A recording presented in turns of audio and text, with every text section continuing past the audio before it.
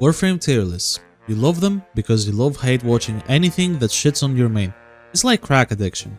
Sometimes there are good arguments for your main being shot on in a tier list. Is not a hard game.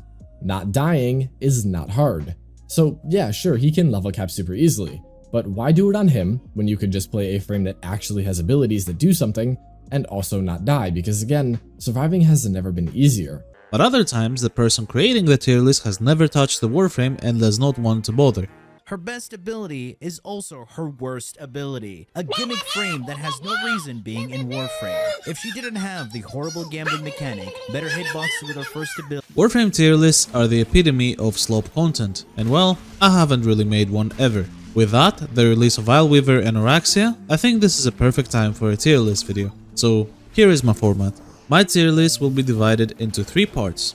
A solo tier list, a team play tier list, and an overall tier list. In Warframe, while a lot of people don't really value team play as a reason to rank a Warframe in general, it's something that I take into consideration. I have been a Warframe player since 2015, and from that era I learned that Warframe is a team-based game. Nowadays, a team is simply not needed to do all of the content in the game, however, having a team makes the content way easier and is always welcome. This means that there will be a team play tier, a solo tier, then an overall tier that will combine the 2 grades, skewing to the highest one if combining them would mean that we are meeting in between 2 grades. For example, if a Warframe is S tier on solo play and C tier for a team composition, they will receive an overall A tier. Or if they receive a B tier in solo and an A tier in team play, then that's also an A tier overall. Valuing something a Warframe is good at makes sense to me, since every Warframe has the role they take a part of. I am not excluding helmets as they are a core part of the game now, but obviously I will also consider a Warframe's versatility and usability depending on the mission or situation they are in, and of course their power. So here is the tiers. Z tier, which is the absolutely best of the best at the role. S tier, insane at the role. A tier, amazing at the role. B tier, very good at the role. C tier, decent at the role, and D tier, bad at the role. Also, there is something we're not gonna see, which is F tier, unusable. So, let's begin with our newest Warframe, Oraxia. Actually, wait, I gotta confess something. I do not play Wukong at all. I refuse to play him simply from having personal beef with the guy. I know he's good and I know what he's good for, but having no personal experience with him, I refuse to rank him in the tier list. Therefore, he goes here.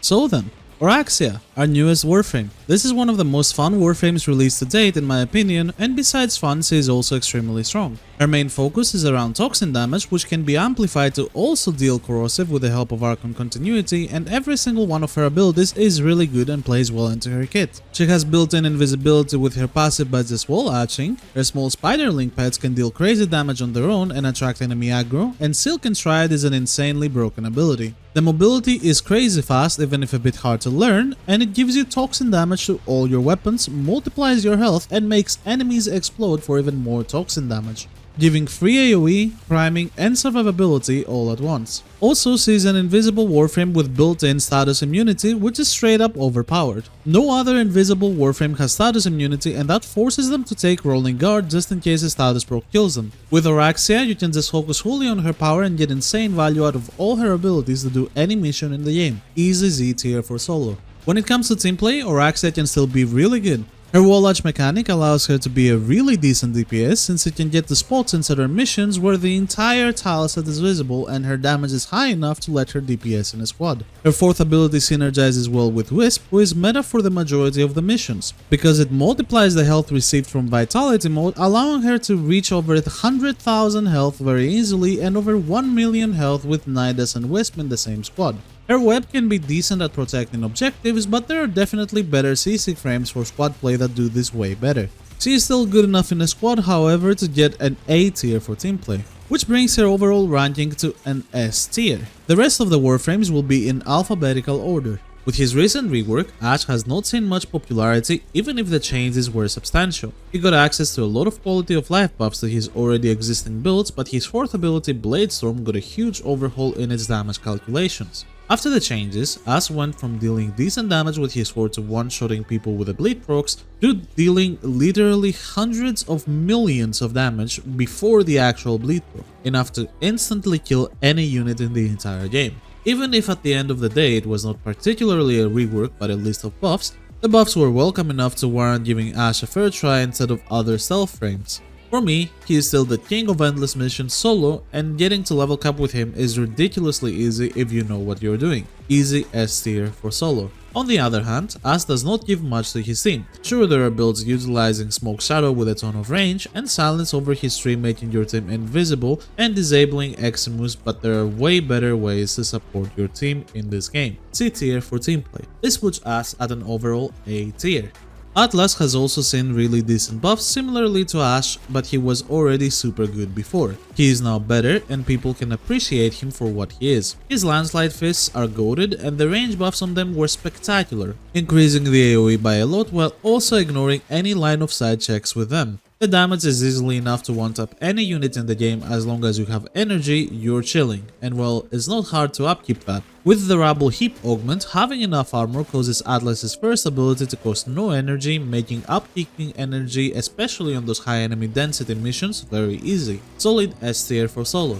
However, Atlas team play doesn't provide a lot. Sure, he has Orgaze, which can, with 400% strength, be one of the best loot abilities in the game, but if we're being real, spam casting an ability that costs 117 energy when you consider that Blind Rage is mandatory on that build is incredibly difficult. His DPS is great to have, and sure, Rumblers can take a bit of aggro for your team, but overall there are way better choices when it comes to team play. C tier for team play, which brings us at an overall A tier.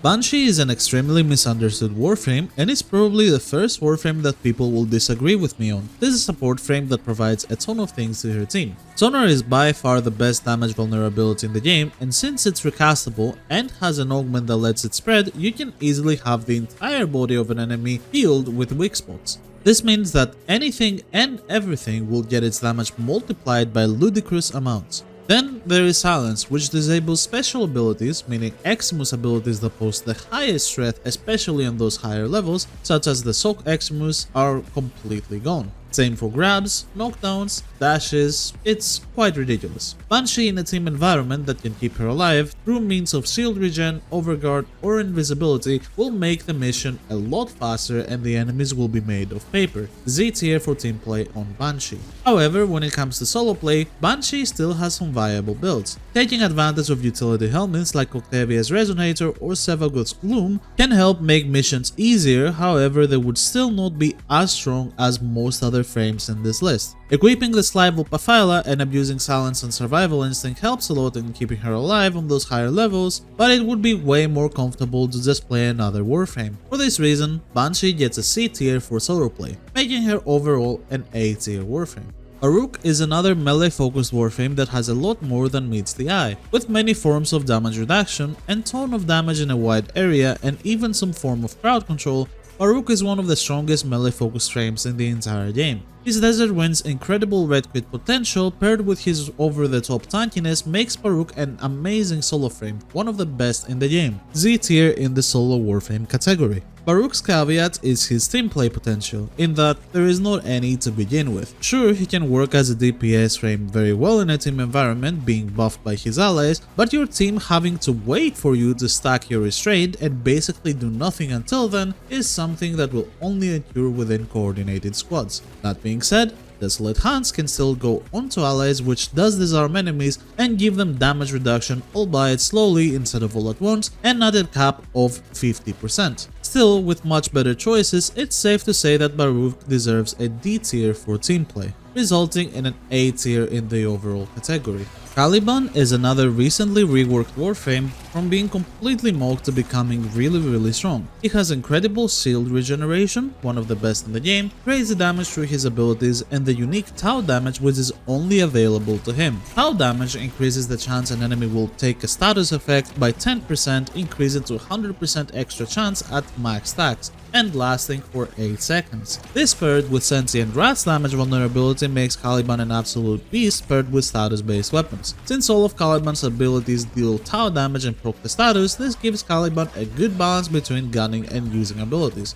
His turrets are formidable and can be buffed like normal companions, making them overpowered when built for, and his kit overall is kind of an all-rounder. Solid S tier for solo. When it comes to team play, Caliban's sentience can replace shields to allies and his damage vulnerabilities will also benefit them a ton. Having a high range build, abusing Sentient Wrath into Fusion Strike combo and replacing Razor Gyre with a defensive ability can make him an excellent support for a team. Easy S tier for team play. This brings us to an overall S tier for Caliban. Chroma has been in a weird spot for a while. Despite D giving him a bit of attention by allowing him to bypass getting damage for his abilities to work and giving him a really nice augment to make him feel better to play, it still doesn't address the main issue most people have with him. Chroma is boring. He can be good, stupid good in fact, in both team and solo environments, and he is actually one of the warframes that's utilized in the meta arbitration squad, but there is simply too little incentive to play him. He is someone that desperately needs a full-on rework because all he is right now is a stat checker in a PvE game, and he is not even the best at that. Regardless of this, looking at things objectively, his abilities are still really strong, especially in today's meta.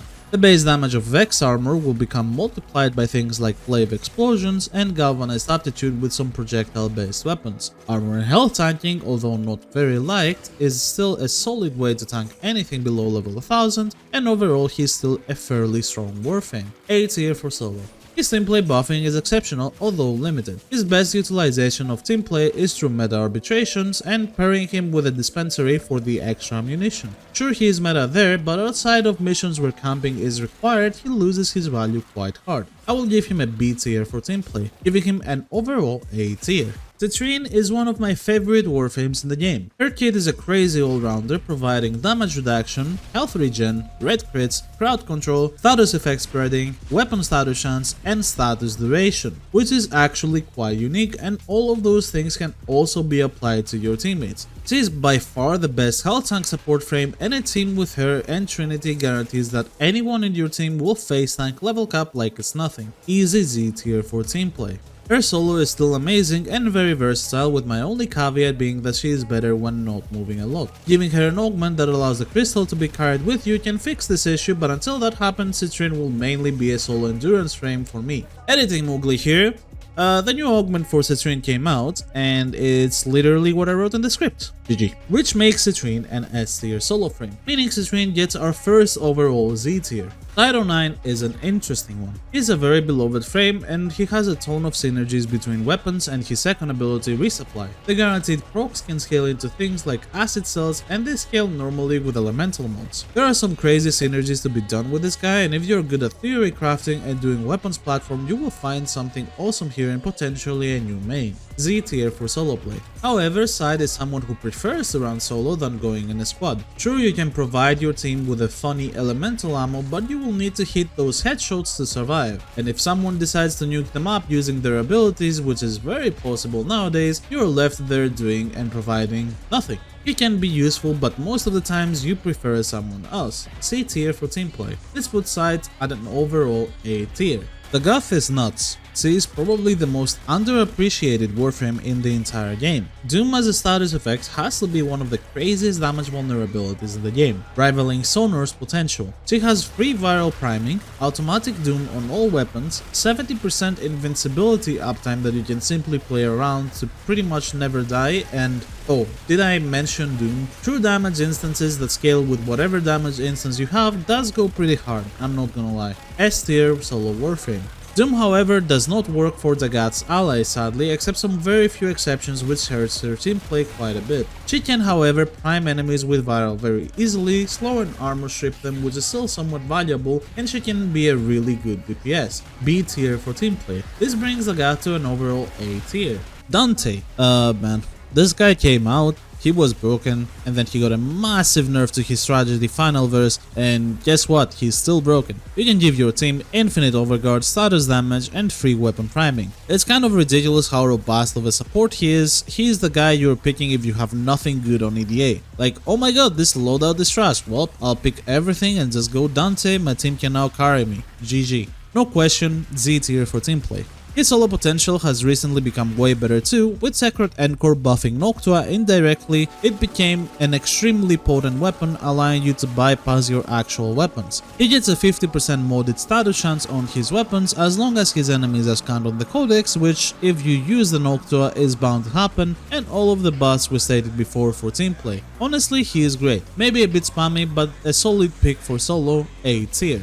which gets him at an S tier overall. My only complaint, and this is 100% my issue, is his dash animation. Why the hell does it lock you in place? Like, it feels terrible, bro.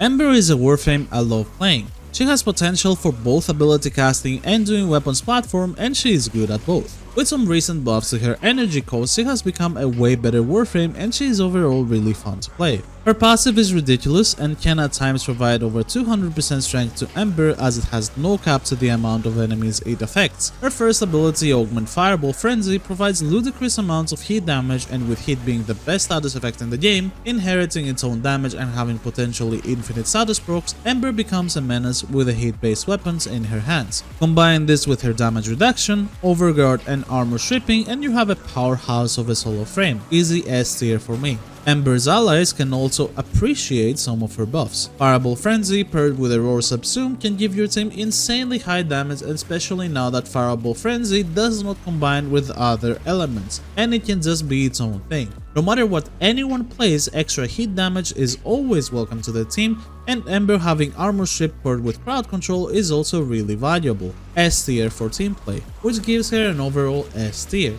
Equinox is a weird one. I have said countless of times in the past on my streams that Equinox might be the worst warframe in the game. And well, I was wrong? Kinda. She's good. She has some builds that work really well, and no, the point click nuke one isn't one of them. Subsuming her one, the thing that makes Equinox what she is, should be considered trolling in my opinion. Her Night form is great, it can provide team with shields and over shields very easily, she makes enemies deal less damage to you through your 3, even if unreliably, and she can also slow enemies through peaceful provocation, which is mandatory for her build. There are a lot of interesting stuff you can do with her, but I really want to see buffs to her numbers, and also, why is energy transfer an augment? It should be 100% part of her kit. A tier for team play. Overall, her solo is okay. You're safe for pretty much any content you might play outside of Endless, and your only enemy is toxin damage. The nuke is satisfying to use, and her defenses are good outside of those toxin proc one-shots. B tier for solo, which brings Equinox to an overall A tier. Excalibur. I still don't get why they call him the poster boy. Wasn't Loki the poster boy technically? Anyways, that doesn't matter. What matters is that Excalibur has recently with Tekrot Encore seen some crazy buffs. His Exalted Blade being able to equip modes like Blood Rush and Whipping Wounds, being able to stack combo from range attacks, as well as receiving a custom Tennokai range attack that knocks down with a guaranteed slash proc. I'ma be real, that's kinda nuts. Sometimes it can be hard to stay alive on Excalibur as his survivability is pretty much non-existent, but abusing things like evade or shield gating can make for an excellent solo frame. S tier for solo. When it comes to team play, however, Excalibur sees, well, 0. He doesn't really provide anything to the team, sadly. Sure, he can DPS, but overall there are way better DPS frames out there than him, and his blind, while good, isn't really top tier for crowd control either. Deep tier for team play, which means that he gets an overall B tier. Frost, in my opinion, has the same issues as Equinox. A large part of his kit's potential is activated through augments. I think Frost's augment case is ridiculous. He has 5 of them, and you could in theory use all 5 and make a solid build. Having niche cool augments is nice, but having mandatory augments that make the warframe 100 times worse without is kinda sad in my honest opinion. And I wish they did take the time to implement these augments directly into Frost's kit. Regardless of that, he's still awesome to have, with a large range armor strip, great overguard generation, extremely high damage like critical damage through boost of cold, a crit chance bonus through biting frost, armor stripping, crowd control. It feels nice to play, but it will get spammy even at temporal Archimedia levels. Still a solid A tier for solo play in my opinion. For team play, his overguard, armor strip and crowd control applies to the entire team. Sure, he may be overshadowed by other frames, namely Dante and Cyanax, but he is still really nice to have in a squad. In my opinion, some of his abilities like Ice Wave and Snow Globe are outdated, and to have so many mandatory augments that act as straight buffs to him lowers the build variety by limiting the amount of available modes onto his build. A tier for team play. This puts Frost at an overall A tier. Gara. One word: disgusting. The recent changes to Gara's Shattered Glass have made her completely ridiculous. While she was always a great solo frame through her 2 scaling indefinitely, she has become an absolutely crazy warframe, both as a daily driver and as an endurance frame. Sure, she needs to be a bit more careful for endurance, but damn is he absolutely bonkers that. Seriously, if you haven't tried her after the Tekrot Encore buffs, you definitely should. S tier for solo play. Her team play is even better, providing energy orbs to the team through Spectral Siphon, crowd controlling and blocking damage using her wall, and being able to one-shot with no line of sight checks anything and everything with the correct team setup, making her possibly the craziest DPS frame outside of arbitrations. This is a very easy Z tier for team play, and if you haven't tried buffing a Gara and let her delete the tile set, you should. It goes super hard. This gives Gara a Z tier in the overall tier list.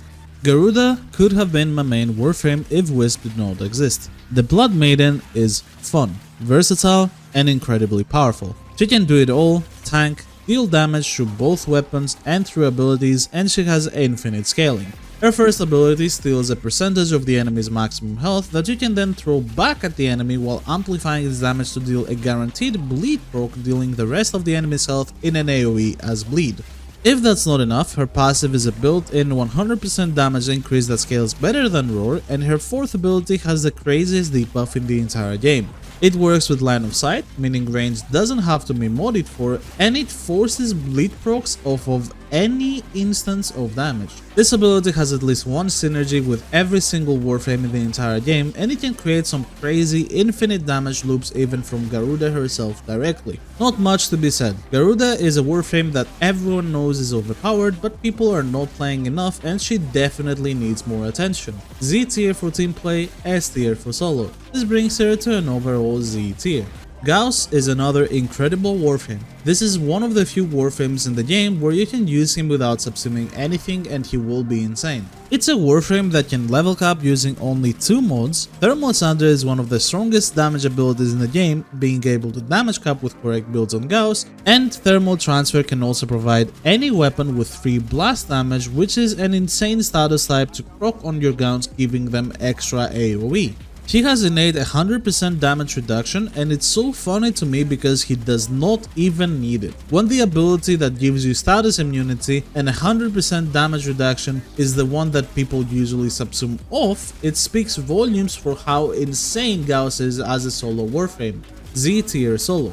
Other frames would kill to have kinetic energy onto their kit, and this guy doesn't even need it to level cap. His team play is also solid. Thermal Transfer can be paired with any other team buffing ability like Roar, Nourish or Shock with Shock Trooper, and Gauss can give his team some crazy damage for free while making their weapons AoE. He can also be great for DPS overall, so seeing him is always welcome. S tier for team play. This brings Gauss to an overall Z tier.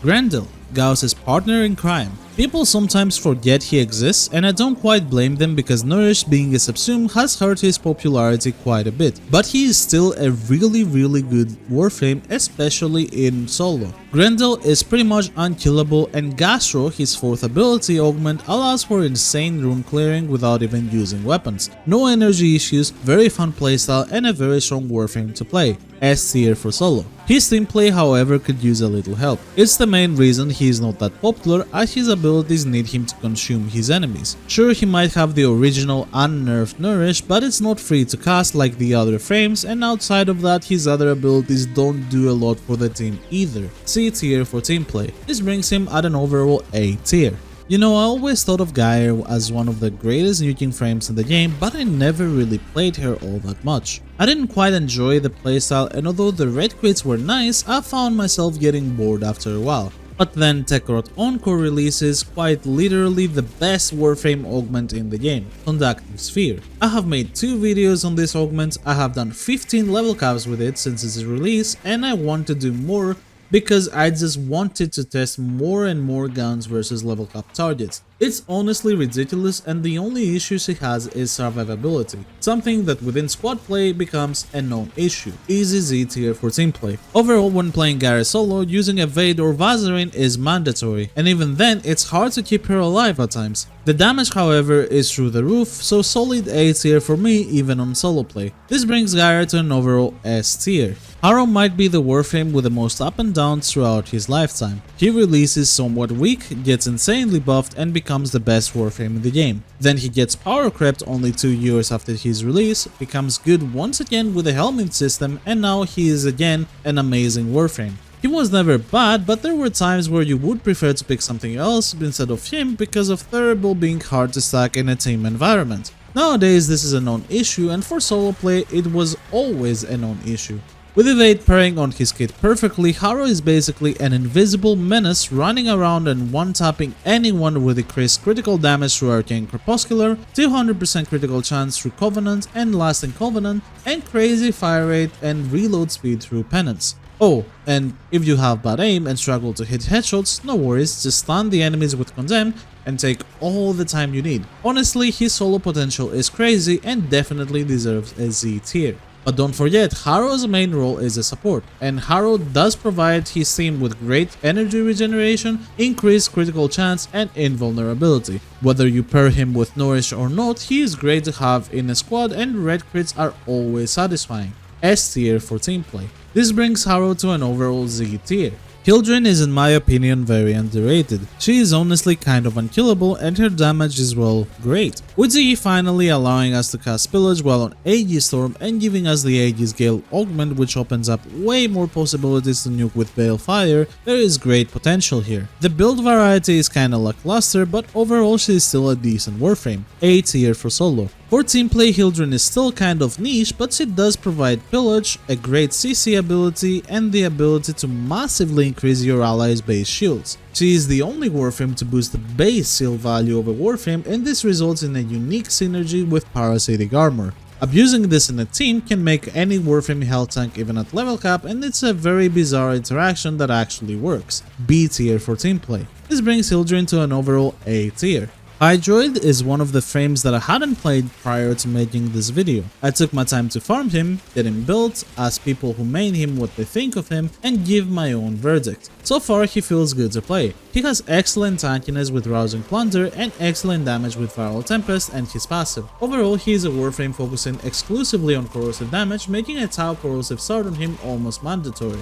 Overall his damage was excellent, and the only thing I kinda disliked about him was that he was a bit too spammy. Results are results though, so I gotta give him an S tier for solo. When it comes to team play, however, Hydroid isn't as amazing. Sure, he can give his team more jobs with Pilfering Swarm, he can in theory make them status immune with Tidal Impunity, he could heal their health with Rousing Plunder, which most of the frames don't really need, and he can prime well with Viral Tempest, which is probably the best thing he has in terms of team play. It's all kind of mediocre and leaves more to be desired, but he can still give enough value to his team to warrant a B tier for team play, which puts him at an overall A tier.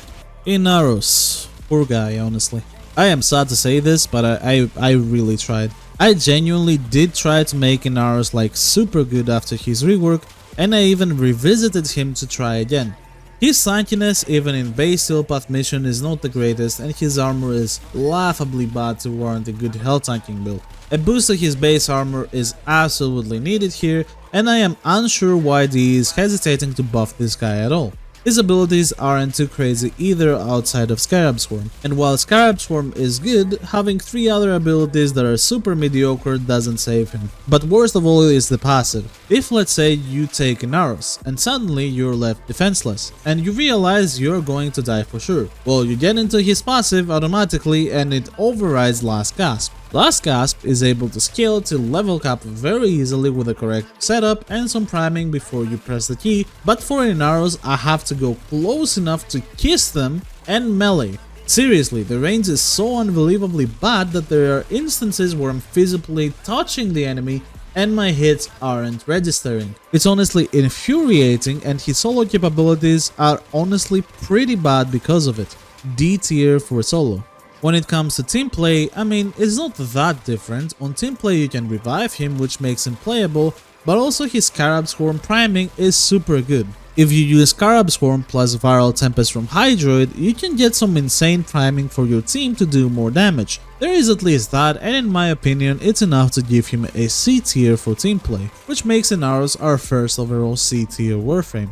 Ivara is an interesting one. She is hated by a lot, loved by others. Her mains are special, I guess? I love you and respect you, don't let anyone bring you down. Listen, she's good, like really good, honestly. Solo, she can pretty much take care of herself onto any mission that you don't have to defend an objective, and her damage is some of the best in the game, both to her weapons and even her Artemis bow. With the recent changes to concentrated arrow, it has become an insane room clearing tool for Ivara to use in order to do missions, and since you're invisible, headshots are way easier to hit. You have extra critical damage from the Empowered Quiver augment and extra headshot damage from Prowl, which can make some crazy synergies with abilities like Zada's Whisper. Overall, Ivara is a great frame and definitely deserves the S tier for solo frame ranking.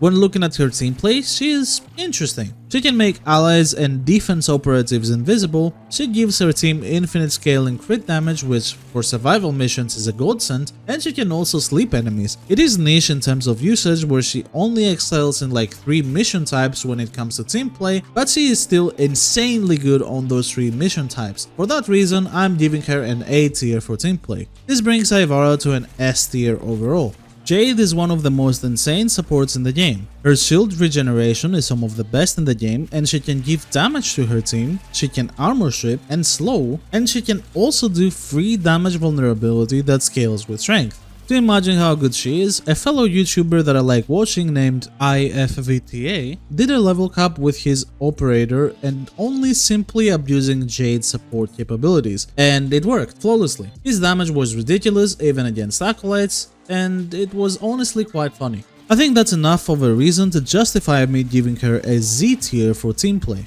When it comes to solo, she is still a very formidable warframe. Any warframe that can fly freely is automatically good on solo because many of the enemies in the game have trouble seeing and shooting upwards, which makes surviving with them very easy. If that's not enough, there are modes that can give you direct damage reduction while airborne, and overall Jade has some amazing damage after Tekrot Encore with her exalted weapon Glory. The only bad thing about Jade is that you need to choose a very dark energy color because man, those effects are bright, like seriously bright. S tier for solo. This brings Jade to an overall Z tier.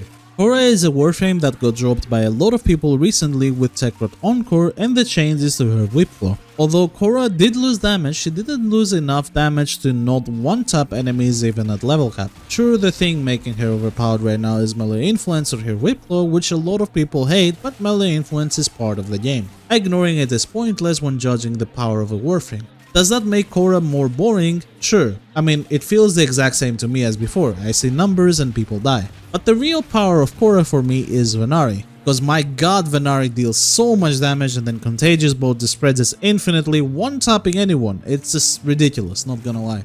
If you haven't tried to build for Venari to deal the damage directly, do yourself a favor and give it a try. It's insane what she is capable of doing, and your build honestly doesn't even change much. I think Khora is still an insane warframe overall, and it gets an easy S tier for me in the solo category.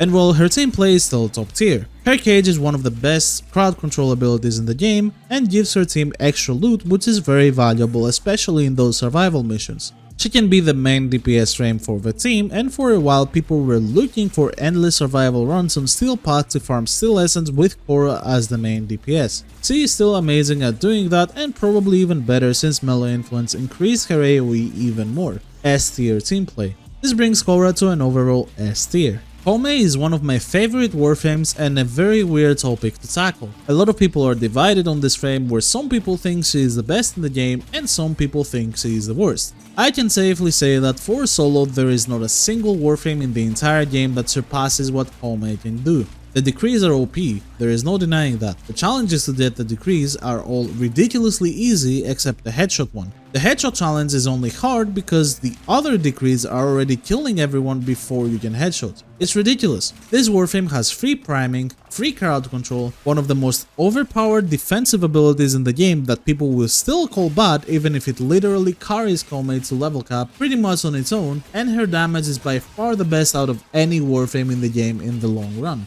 There is no question this is a Z tier solo warframe. If you like playing solo, she is fun, versatile, aggressive, and really rewarding to play. Now the elephant in the room. Team play. Yes, Koumei wants to be alone for the most part. It's true.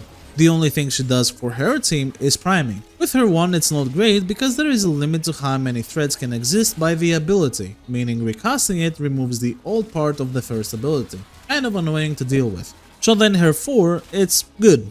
Really good. The heads keep wobbling a bit while the enemies are CC'd, and it can make headshots a bit difficult for some enemies. It's not bad, but outside of the priming aspect, her team play is non-existent. Still, her decrease can make her a really good DPS on a long run, and because of that I will give her a B tier for team play. This brings her to an overall S tier.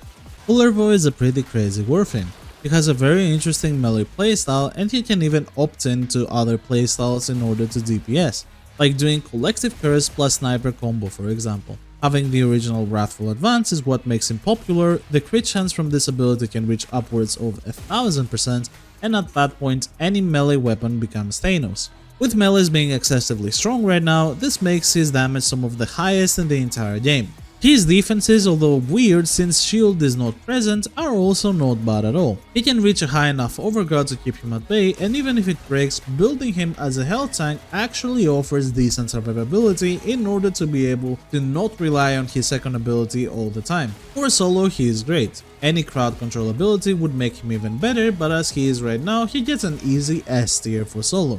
When it comes to team play, Kullervo is a great DPS for his team, but doesn't actually help them in any way. No crowd control outside of staggers, no team buff, no priming, and Collective Curse doesn't work from teammate stacks, which is very sad to be honest. For that reason, he gets a B tier for team play, which brings him to an overall A tier ranking. Lavos is a very interesting warframe. His playstyle is all about synergies between his abilities and his weapons, and the results are great. His damage is exceptional regardless of playstyle, and he has some interesting combos to stay alive solo even at the hardest missions. Evade plus Valence Formation and gas damage will allow the gas procs from any melee weapon to headshot enemies and keep the invisibility going forever. There is great potential overall, and he is very fun to play, and that warrants him an S tier for solo.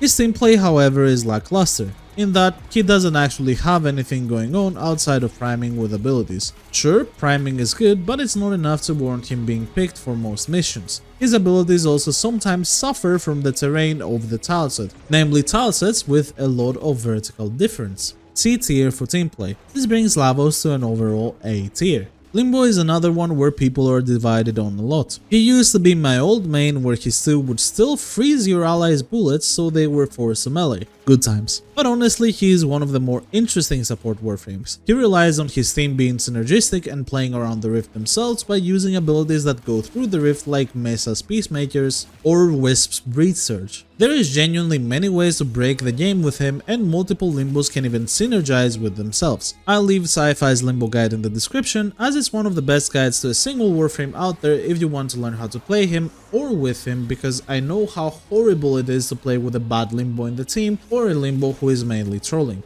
Still, on the correct hands he is absolutely bonkers, and that still warrants him an S tier for team play. Solo he is a bit weird.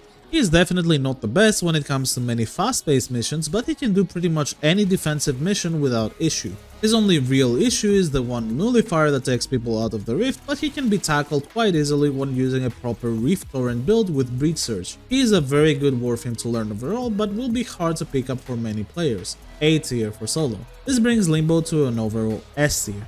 Loki is another one that many people are divided upon. Many of the veterans think he is still an amazing warframe, while others believe he desperately needs a rework. I for one want to see him get touch-ups or buffs. A rework is not something that is 100% needed in my opinion, except maybe for his third ability. Loki is an interesting warframe, one that lets you strategize before missions and go in with a plan. He is an excellent warframe to teach you the game, and his abilities and augments can make for some really nice synergies. He is invisible, invincible, and he has decent CC, and if he chooses to, he can also deal decent damage with his damage decoy augment.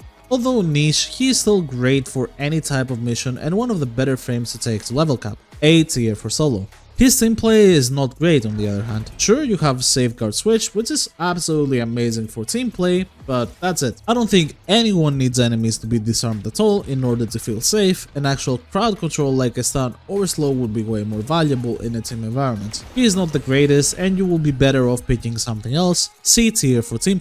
This brings Loki to an overall B tier. Mag is one of the best designed warframes in the game for me. With all her abilities being useful, interesting and synergistic, there are a few things that she cannot do in the game. She has grouping tools, damage tools, armor stripping tools, magnetize, crowd control, one of the best augments in the entire game, well she kinda has it all. Also, massive shield regeneration and a press of a button that would make Equinox jealous. She is overall one of the best all-rounder frames and feels amazing to play. S tier solo. A good mag will make team play feel like a breeze, but just like Limbo, a bad mag can troll her team by accident super easily. In my opinion, Mag being able to recast her second early only with magnetized discharge equipped is very bad. Recasting your second ability early is essential in a team environment, and needing 2 augments for team play can feel kinda bad. Still, her potential in a team is exceptional, increasing your damage massively, restoring shields, crowd controlling enemies with counter pulls, and also armor stripping. She is an all-rounder, amazing warframe that definitely deserves an S tier for team play. This brings Mag to an overall S tier. Mesa feels good to play. She is in an always fairly strong spot, and she is one of the few warframes that still poses a 95% damage reduction ability, making her borderline immortal. She has some crazy damage through her regulators, but she can also unleash an insanely powerful shot with ballistic bullseye for those disruption missions. She has potential crowd control with muzzle flash and high range on her second ability, jamming enemy weapons and blinding them. She has some of the most effortless tankiness with her 3, and she also has free aimbot with her 4. This is definitely one of the craziest solo frames in the game, and I will give her a Z tier for solo play. When it comes to team play, there is still some great aspects to Mesa that make her a good teammate. The aforementioned muzzle flash is really good to help with crowd control in the team, and it can even be combined with another crowd control ability from the helmet to help with the team. But she really shines as a DPS frame. If your team is already buffing a Mesa that deals already crazy amounts of damage on her own, she will be able to kill any level enemies with just one click. Overall, that's quite valuable and enough to get her to an A tier on T-play, which gives her an overall S tier. Mirage is in my opinion the strongest warframe in the game in the current meta. She is the ultimate definition of a glass cannon, a warframe that will give you some of the best damage possible in exchange for 0 survivability. It's true that her survivability isn't the greatest, but the clones will actually absorb way more bullets than you think, and the way to survive with Mirage is simple: kill everyone before they can kill you. Using Siren's Mold as a subsume helps a lot for the status cleansing and the extra movement speed and aggro from enemies, but overall Mirage has to be one of the most unique frames that works ideally for the game. Z tier for solo. When it comes to team play, Mirage is one of the best DPS carries in the entire game, being second only to one warframe that we haven't mentioned yet. Her explosive Ledger Domain augment can make for easy ESO runs to help people level up gear, and her damage on regular missions is insanely high. At that point, your teammates only have to look at you killing everyone and just buff the hell out of you. And even if you're not the main DPS, Mirage has access to the original Eclipse ability and the total Eclipse augment. And having potentially 1000% multiplicative damage onto your weapons is a ridiculous buff that everyone will appreciate. S tier for team play. This makes Mirage an overall Z tier warframe. Necros is another warframe that I had to build to make this video and give him a fair try, and I was pleasantly surprised actually, as he is right up my alley with his playstyle. He is extremely good overall. The extra crowd control and armor strip combo, the extra loot giving free health orbs to stack Arcane Blessing, the insane amounts of damage reduction from Shield of Shadows, he is just great. Your Shadows of the Dead gain aggro and give you damage reduction, you have a ton of damage on your own, and you can even buff Shadows of the Dead directly to do everything for you. He is honestly a good all-rounder. The only issue I found with him is that there is a bit of build-up since you have to kill some enemies first to activate Shadows of the Dead and get the extra damage reduction. Outside of that, I think he deserves an S tier for solo. Necros is also an amazing team frame. The extra free loot is great for survivals or to farm stuff, the aggro from his shadows keeps your teammates more safe, and his Terrify is an amazing ability for team play overall. A tier for team play. This puts Necros at an overall S tier. Nezha takes his name from a deity from Chinese mythology. He does live up to his name as he has one of the greatest kits in the game. His first ability giving him mobility is valuable but can also be subsumed to help his team more. He has Safeguard for his warding halo to cast it onto his allies, which gives them 90% damage reduction, and he also has a form of generating health orbs and energy orbs. If that's not enough, he can also nuke with Divine Retribution, deal crowd control, and have a huge AoE damage vulnerability in an area with his 2+4 combo. You can also get some synergies with his Blazing Chakra movement and either Mag's Magnetize or Zara's Whisper. He is great and valuable in almost every team environment, easy S tier for team play.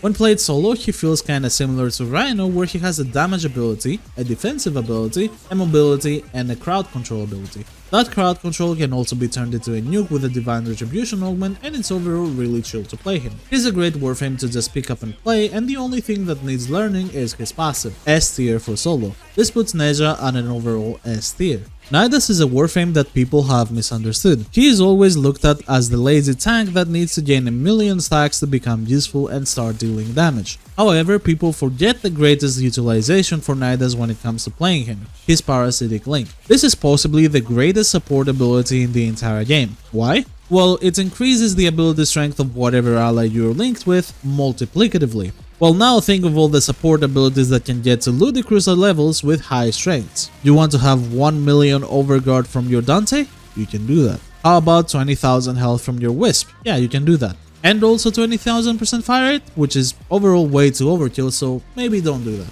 How about giving your Mirage 30,000% Eclipse? Chroma with 40,000% Vex armor? Jade with 10,000% weapon damage from Symphony of Mercy? How about a Citrine that gives 2,000% status chance and status duration with Prismatic Gem? The list can go on forever, honestly. And he has a grouping tool with Larva, which is great. No question, Z tier for team play. When it comes to solo, Nidus will still make do, but only on survival. Seriously, any other mission and like 70% of his potential is just lost instantly when playing solo. Even if you get to those max stacks on those other endless modes, being linked with an enemy is crucial to achieving the full potential of your kit's damage, and overall just not worth picking him outside of that. C tier for solo play. This brings Nidus to an overall A tier. When thinking of the best designed warframe in the game, the perfect warframe if you will, nothing comes close to Nova. Her ability to adapt to any situation and fill in any role you want is something that is impossible to find in other warframes. You want to DPS with her? You can do that. You want to support your team? You can do that. You want to speedrun? You can do that. You want to make the mission faster? You can. You want to tank? You can. It's insane how she can fit any single role in the game, and there is no more complete package in a warframe that there is in Nova's kit. A team will always want to have Nova because she is just that valuable. Solo, you can pick Nova in any mission and she will be good. One of the greatest warframes in the game for sure. Z tier for team play, S tier for solo, only because level capping with her tends to be a bit more difficult. This puts Nova at an overall Z tier. Nyx recently with Warframe 1999 got a few top-ups that shook up her playstyle a little bit and made her even more interesting. With some great quality of life changes, virtually infinite invulnerability, and the ability to steal enemy defenses including Overguard, Nyx has become one of the most powerful solo warframes in the game. She has great crowd control, insane damage scaling, and no line of sight nuke that scales with enemy level and will one-shot enemies on those 4 level digit missions, and she is most of the time completely invincible. And you don't even need to run a simulate anymore after the rework, it all depends on your playstyle. Definitely a Z tier warframe for solo play. Her team play is a bit lackluster however. Sure, the crowd control is nice, but the real power from Nyx comes from her 4th ability, absorbing all projectiles. This way she can still easily defend objectives as enemies cannot attack them at all. It's good but a bit niche, and in team play most enemies in those missions are there before they can get to attack the objective, if you're running with a proper team. Still, it's enough to warrant Nyx a B tier for team play. This puts her at an overall S tier. Oberon. I am an old player. I started playing the game in late 2015 when I was still in early high school days. Oberon was always one of the best warframes in the game back then, and as the game evolved, he sadly hasn't. His abilities nowadays are mostly lackluster. There is too much work required to get good results on him. His abilities revolve heavily around health tanking, and even then they're not great. He has been power crept through and through, and the only real valuable build for him nowadays is adding Nourish, Smite Infusion, and low strength in order to get multiple elements into your weapon so you can make him a weapons platform tank frame. Does it work? The damage is just okay because Radiation is a really mediocre damage type right now, and the tankiness will hold its own till base Tillpath and even Temporal Archimedia, but Oberon lacks qualities that you find in other warframes, such as good crowd control and a reliable damage reduction ability. Hollow Ground paired with Reckoning has anti-synergy because Reckoning only armor ships when enemies are inside the Hollow Ground. But if the enemies walk to the hollowed ground, they get radiation procced and then they just run out of it to fight their teammates, so Reckoning doesn't armor strip them anymore. He's okay at best, and the interaction between Zada's Whisper and Smite, making him one-shot disruption demos, is interesting but only really valuable in a single mission type, C tier for solo. His team play is also fairly lackluster. His Phoenix Renewal augment got recently power crept, and Renewal as an ability has been power crept for a while. While his crowd control is good, his armor strip is super situational, since enemies will also need to stay in the hollowed ground. His kit is extremely outdated overall. Buffs or even better rework is something he desperately needs. C tier for team play. This brings Oberon to an overall C tier Warframe.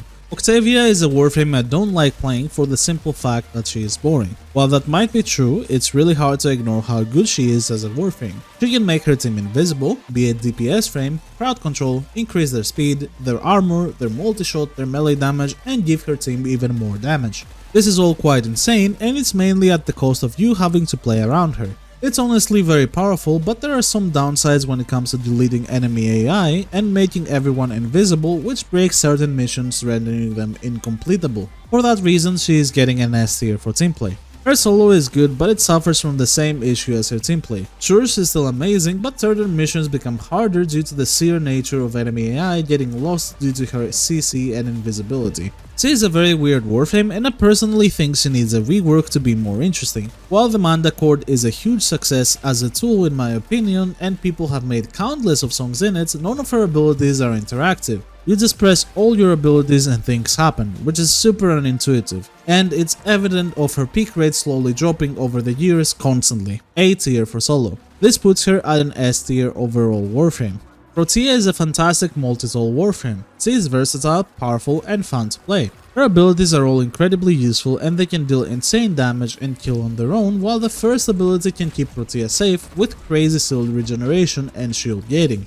The occasional 100% extra strength with the passive scales really well with her abilities, and overall her augments and her abilities work well together. People usually subsume her 4th ability out, but using her 4th properly can deal damage cap very easily, and it becomes one of the strongest 4th ability in those 4-digit levels, making it absolutely insane for solo. S tier solo frame. Her team play is also incredibly versatile. Dispensary is one of the greatest support abilities in the game. Her entire team is getting overshields and crazy shield regen, and she can also armor strip with any of her abilities using temporal erosion. Overall, an amazing Warframe to have on your team, and definitely deserves an S tier for team play. This puts Protea at an overall S tier Warframe. Corvex is a Warframe with identity crisis. His starts are all directing you to a tank Warframe, however he's mainly filled with DPS abilities, and sadly those DPS abilities are somewhat mediocre. There are two ways to build Corvex. You either go for his Fuse Crucible augment and stay in his war forever, which also makes you invulnerable, or you abuse his passive and third ability to make for a gun buff Warframe with Zada's Whisper Subsume. Overall, he's pretty decent to use, and he will stand his ground really well even on temporal Archimedia levels without dying, although Fuse Crucible does fall off after a certain enemy level. Still, he's a solid solo frame and deserves a B tier for solo. His team play is also decent since his 3 applies to his allies as well, giving them status immunity, and he can give damage vulnerability to enemies struck by his 2. It's not bad, but it's not great either. It deserves another B tier in my opinion, which puts Corvex as an overall B tier Warframe. Revenant is the most popular Warframe in the game. I was one of the people that advocated for Revenant way back in 2017 when Rhinos and Nejas were dominating the tank role. I had seen the power of Mesmer Skin and what it can do back then, and it was probably even better. Back when self-damage existed, Mesmer Skin would allow you to ignore it and simply go to 2 HP without consuming any stacks, allowing you to shoot your AoE weapons in front of you on the ground and just walk through the mission. An ability as robust as this still has remained the strongest defensive ability in Warframe, and a lot of people play him just for that.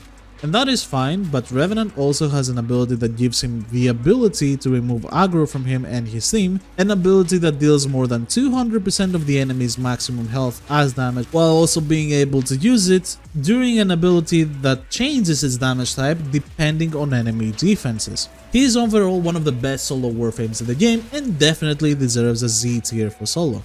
When it comes to team play, he's more or less average. Sure, he has Mesmer Shield, which is insane, but unless he goes for a 40% strength Revenant build, he's not gonna recast it when his teammates lose their stack. Only when he does. Still, there are support Revenant builds that are super good to use, utilizing grouping tools like Ensnare or Larva or Subsumes, and he can actually do really well with those. Blinding Reef can also provide some decent crowd control to back it up, and that's enough for me to give him a B tier for team play. This puts Revenant at an overall S tier. Rhino is usually the first or the second warframe people see in order to try and build, and honestly he's great. Rhino has a very simple kit with abilities that are individually good on their own and work in unison through augments and synergies. Iron Skin is a simple ability that you press and almost forget it even exists, and the original Roar is one of the best team buffing abilities in the game since it affects warframes abilities and not just weapons. Overall, he has good crowd control, a great damage buffing ability, and he can even pair it with another damage buffing helmet for the team like Thermal Sunder and Thermal Transfer. S tier for team play. When it comes to solo, Rhino has everything required to succeed. Iron Skin for survivability, good mobility, good damage, and a great crowd control ability. You can use him as a daily driver on any mission and he can get it done just fine. And he will even be able to level cap without any issues. And he's a Z tier for solo. This puts Rhino at an overall Z tier. Citrine has the best damage potential out of every warframe in the game. Her Venom dose paired with Toxic Lash and a Subsume ability can save any weapon you want. The best part is that Venom dose applies to the entire team, so you can have Venom dose and a Roar added to your team, but you can also DPS for your team with Toxic Lash at the same time. It's by far the best damage buffer in the game in terms of team play, and for that reason alone she deserves a Z tier. It is meta in any type of team environment, whether it's speedrunning, arbitrations, anything. When it comes to playing solo, Citrine is still amazing, although survivability can be an issue at times. Sure, she does have Molt, which is a great survivability tool, but something like Shield Gating or Vazarin is absolutely mandatory for her survivability. Her damage being so high, however, is enough to carry you through pretty much any mission if you're good at the game, and it will easily get her an S tier for solo play, which gives her an overall Z tier. Sevagoth is another very interesting warframe for me. He is a weird DPS warframe that relies on two augments, Shadow Haze and Dark Propagation, and will do over 100% of the enemy's maximum health as damage with it, making him infinitely scale with it.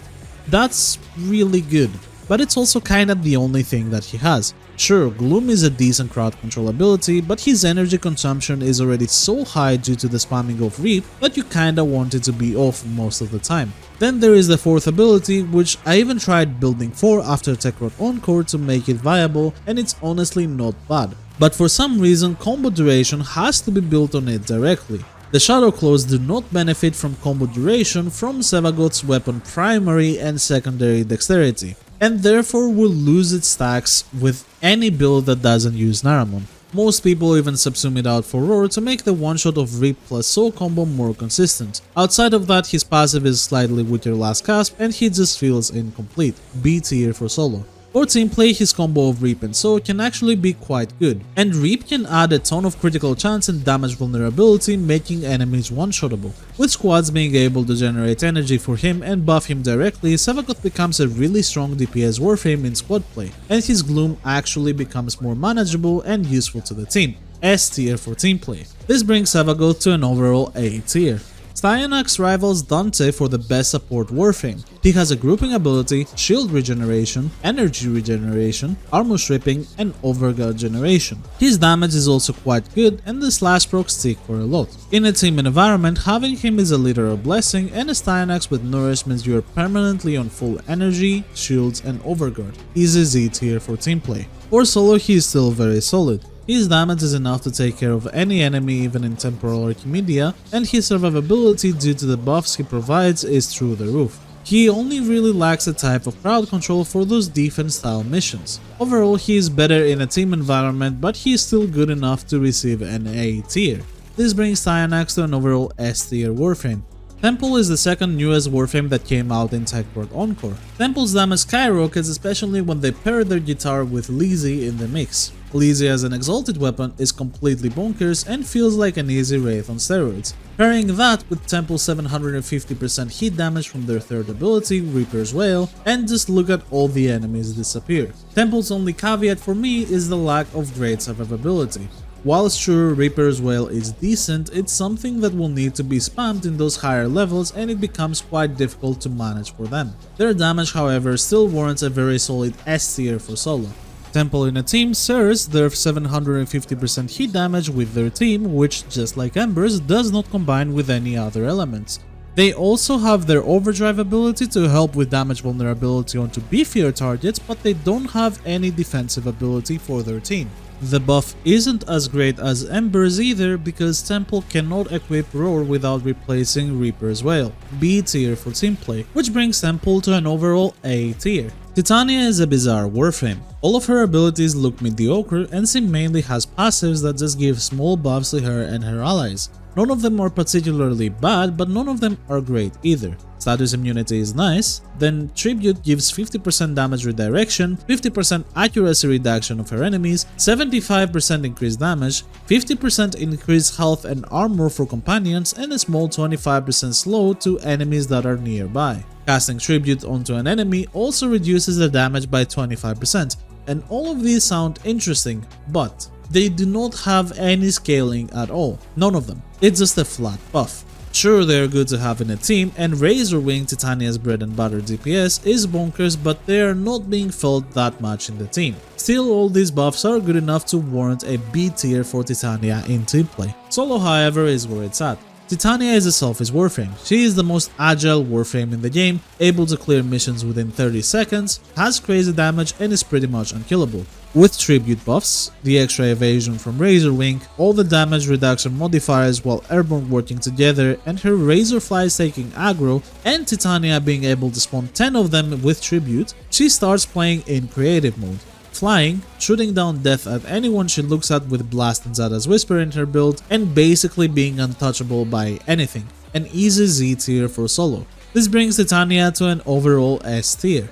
Trinity is the OG support warframe, and with her recent touch-ups she is still amazing. The first ability gives her a get out of jail free card similar to Oberon's Phoenix Renewal augment, but on a much smaller cooldown. And Link got reworked to affect more targets the more strength she has, and the duration of the ability got increased by a lot. With this, Blessing small duration buff, and Energy Vampire pulses no longer exceeding above 2.25 seconds, made Trinity way more streamlined to build, and she has become one of the best solo warframes in the game, unable to die and dealing damage to enemies by literally standing still. Z tier solo. When it comes to the team, her third and fourth abilities remain amazing, however her first and second abilities need you to find the target to activate them. Since most if not all the targets will be dead by your DPS in a team environment, this removes her ability to cast 2 of her abilities and then turn her into a blessing bot with occasional armor strafe from abating Link. Still, that's good enough to warrant her an A tier for team play, which brings Trinity to an overall S tier warframe.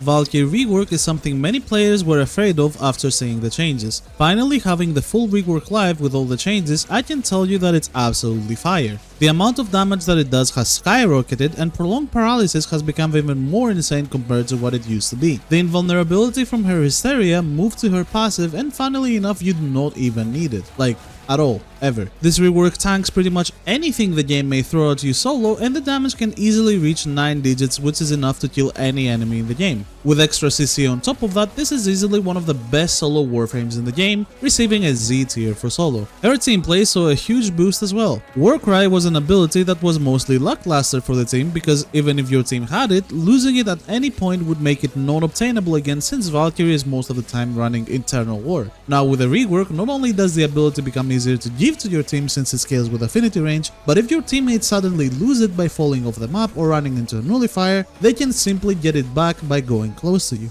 Although Warcry as a buff itself isn't something that every warframe might need, her potential DPS alongside Warcry buffing your team and also her amazing grouping tool with new prolonged paralysis allow her to get a B tier for team play. This brings Valkyrie after her rework to an overall S tier.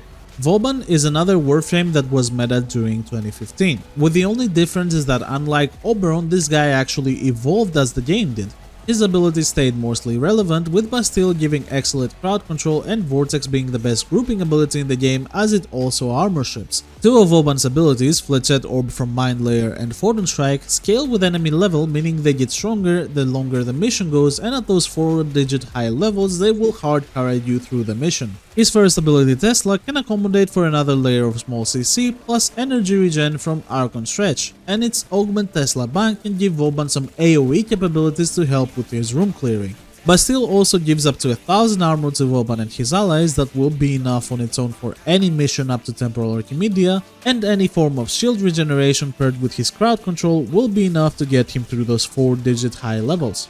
Vauban's abilities also do not get disabled if you run into a nullifier bubble, making an excellent anti-nullifier warframe. The only problem he has is that he has innately no way of getting any health back outside of Helminth or Arcanes. But outside of that, he is a jack of all trades warframe and will get an S tier for the solo frame category. His team play is also surprisingly good for a variety of missions. Although Overguard is a big counter to crowd control and it's something that becomes more prevalent as the mission goes on, Vauban's Vortex will slow targets with Overguard and his crowd control is still very solid for team play. When in a team, Vauban can create safe zones that make areas unreachable by enemies. Since his abilities can be cast multiple times, Vauban can have multiples of these safe zones around the map in order to help his team. It takes a bit of time to learn and get into the routine of playing him, but there are missions and squads where he can be very solid, especially when it comes to defending objectives. Solid B tier for team play. If you want to learn more about Vauban, check out Professor Distel's guide on him. It has some very valuable information that will help you learn the warframe, link in the description. This brings Vauban to an overall A tier rank. Volt has evolved to a great warframe over the years. He has a very simple kit that works very well with the game's current weapon-based meta. Electricity as a damage type is at its strongest it's ever been, and Shock Trooper plus Electric Shield gives some crazy electricity damage and double critical damage to Volt and his team.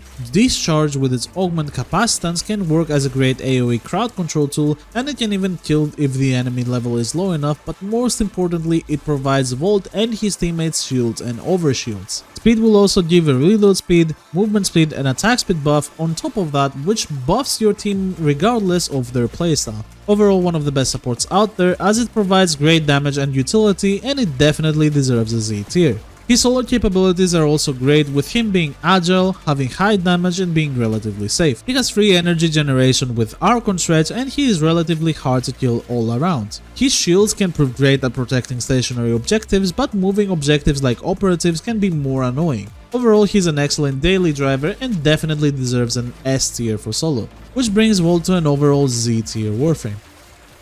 Voruna is very powerful. She has received constant indirect buffs, many amazing augments, and has 4 different passives that work well. She can choose each one depending on whatever playstyle she chooses to go, and she can adapt very easily to each one of them, whether it's tanking, playing stealthy, or needing an extra life to be safe. Her main focus is on dealing damage, and that she is very good at. Her 1 gives her invisibility that she can combine with the Prey of Dinar augment, and her 2 to get some of the best room clearing in the game without leaving stealth, or she can use her melee to gain critical damage and then subsume Wrathful Advance for critical chance. Her Lycat's Hunt ability allows for easy health and energy orb generation, which makes health conversion and health tanking very solid to face tank any mission up to Temporal Archimedia, and Ulfron's Descent can result in ridiculous slash procs. Her augment Ulfron's Endurance helps Voruna keep the stacks of her 4th ability up, however it's been almost 3 years since Voruna's release and she's still not running on all her 4s when Ulfron's Descent is active. Please. Still, with this many tools at her disposal, the only thing she's missing is crowd control, which makes her an amazing S tier warframe for solo. When it comes to team play, Voruna does not have much to offer sadly, and her main upside is either playing her as a DPS, which becomes way harder out of coordinated squads, or using her 3 to provide health and energy orb to her team. For that reason, she gets a C tier for team play. This puts Voruna at an overall A tier. Wisp, my main. My love, you expect me to praise this warframe like no tomorrow. Well, sort of. She is probably one of the greatest solo warframes in the game. She has everything. Crowd control, damage, nuking, invisibility, tons of it in fact, invincibility, easy health tanking for anything up to level 1000, and she is one of the few warframes that can safely take up to level cap without mods and feel perfectly safe. She is just that powerful, she can use melee weapons in her passive, provide great fire rate to herself, very safe to play, and she can do every mission without having any issues. An easy Z tier for solo. When it comes to team play, she is still amazing, as she is the only Warframe to provide a team-wide fire rate buff, but that's the only unique part she really brings. The flat health and health regen isn't that useful unless a Nidus is present in the team, and the CC from her 1 and 3 isn't that impactful. Still, the fire rate buff is enough to make her meta for most teams, and until a new Warframe comes out that can also do that but provide something else on top of that, Wisp will remain a strong S tier support Warframe, which brings her to an overall Z tier. Zaku is in my eyes the most broken Warframe in terms of design. They pose infinitely scaling damage and they compensate it by having the ability to not take damage. I don't know, by design, Zaku is insane. They have 75% evasion, which can stack with other evasion tools. They steal enemy weapons and shoot them back at their enemies, scaling with whatever level they are, and they can also armor strip and crowd control enemies. Not to mention that this is the Warframe that gave us Zada's Whisper, an ability that scales in 17 different ways, and then Vast and Time literally pauses the duration of all their abilities, keeping them up infinitely. This is an absolutely ridiculous Warframe that their main counter is factions that do not have weapons or resistances, such as the Infested and the Techro. These factions give Zaku an actual difficult time, and it's the only thing keeping them balanced. S tier for solo. When it comes to team play, Zaku is one of the best DPS Warframes in the game. He can simply walk through missions killing everyone, and buffing them just makes it faster. For Endless, their Gaze ability provides free armor stripping to all enemies, and because Vast Time pauses it, it can be up forever. With the factions mentioned before once again countering them, there are many DPS frames which are better options than them, but for survival, they could be the absolute best. A tier for team play. This brings Zaku to an overall S tier.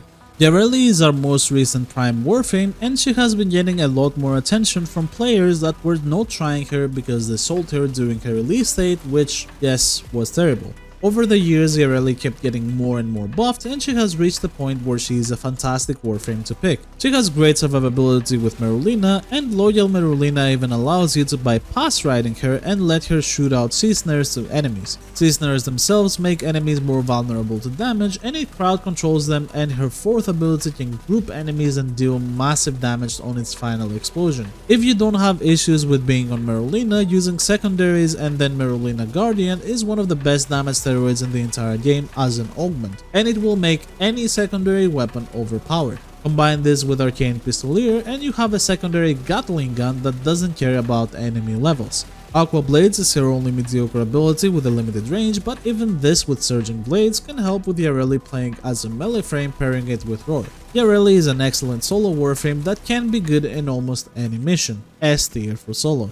Her team play is also decent. Sea Snare's damage vulnerability and the grouping abilities of Riptide are very valuable in most missions. While not as powerful as other Warframes, it's still enough to give her a B tier for team play. This puts Yareli at an overall A tier.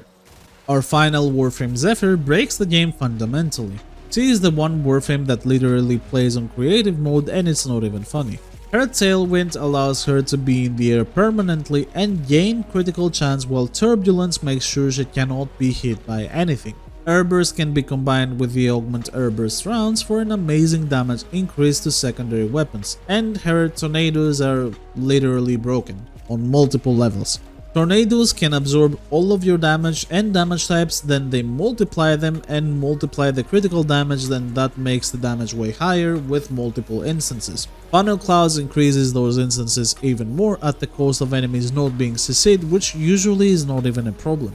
This breaks damage attenuation completely, and in many cases the damage gets so high that even the log file starts speaking in Morse code. Even her first ability with a target fixation augment allows Zephyr to reach the damage cap very easily by just slamming her head into the ground repeatedly, which is insanely funny. With good crowd control, insane damage, and zero survivability issues, Zephyr doesn't deserve anything less than a Z tier for solo play.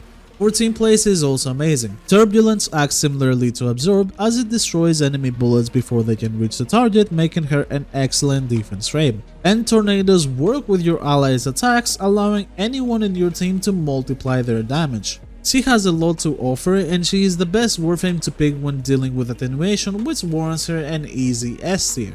This makes her an overall Z tier Warframe.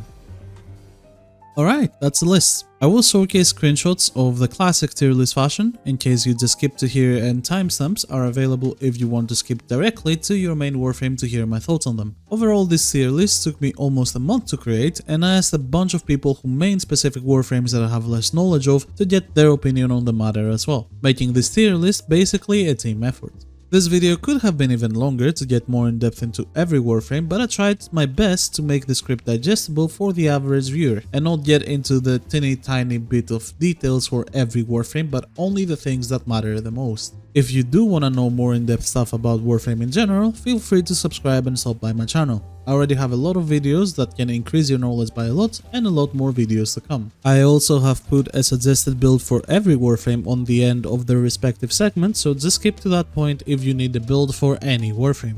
Tier list videos tend to spark discussion in the comment section, so obviously feel free to discuss and give opinions or whatever you need. No matter how hard one commits to every warframe, they won't be able to make a tier list that satisfies everyone. Everyone has their own opinions on the game, and tier list videos are simply made to showcase the opinion of the person who creates them. Unlike other tier lists, I try to make this one as objective as possible, leaving personal grudge aside and ranking purely on power.